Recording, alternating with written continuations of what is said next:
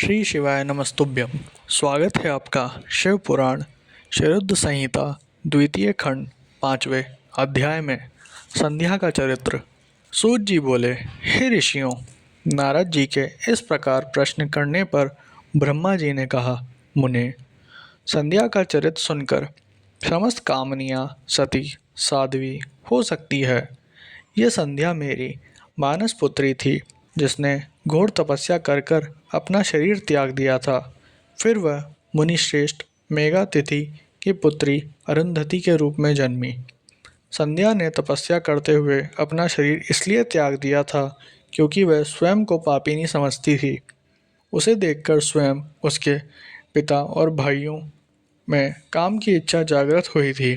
तब उसने इसका प्रायश्चित करने के बारे में सोचा तथा निश्चय किया कि वह अपना शरीर वैदिक अग्नि में जला देगी, जिससे मर्यादा स्थापित हो। भूतल पर जन्म लेने वाला कोई भी जीव तरुणावस्था से पहले काम के प्रभाव में नहीं आ पाएगा। यह मर्यादा स्थापित कर मैं अपने जीवन का त्याग कर दूंगी।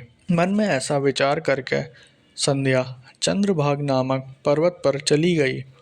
यहीं से चंद्रभागा नदी का आरंभ हुआ। इस बात का ज्ञान होने पर मैंने वेद शास्त्रों के पारंगत विद्वान सर्वज्ञ और ज्ञान योगी पुत्र वशिष्ठ को वहां जाने की आज्ञा दी। मैंने वशिष्ठ जी को संध्या को विधि पूर्वक दीक्षा देने के लिए वहां भेजा था।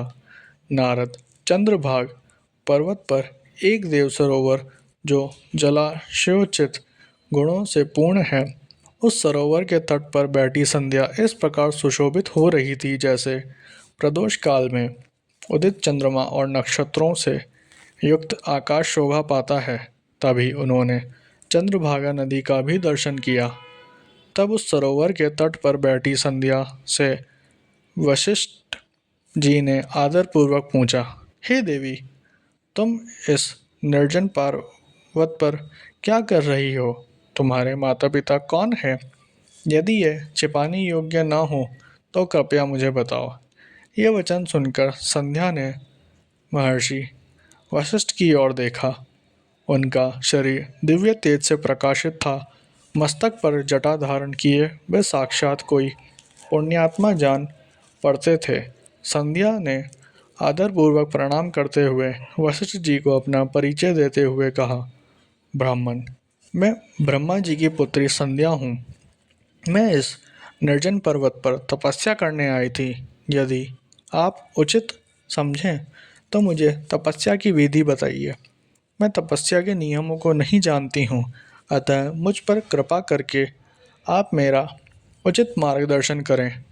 संध्या की बात सुनकर वशिष्ठ जी ने जान लिया कि देवी संध्या मन में तपस्या का दृढ़ संकल्प कर चुकी है। इसलिए वशिष्ठ जी ने भक्तवत्सल भगवान शिव का स्मरण करते हुए कहा, हे देवी, जो सबसे महान और उत्कृष्ट हैं, सभी के परम आराध्य हैं, जिन्हें परमात्मा कहा जाता है, तुम उन महादेव शिव को अपने हृदय में धारण करो। भगवान शिव ही धर्म, अर्थ, काम और मोक्ष के स्रोत हैं। तुम उन्हीं का भजन करो।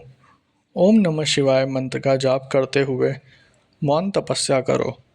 उसके अनुसार मौन रहकर ही स्नान तथा शिव पूजन करो।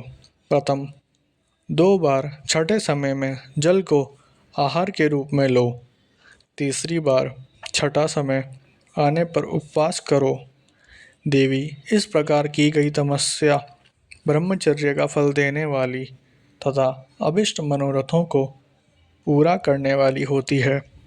अपने मन में शुभ उद्देश्य लेकर शिवजी का मनन व चिंतन करो। वह प्रसन्न होकर तुम्हारी मनोकामना अवश्य पूरी करेंगे।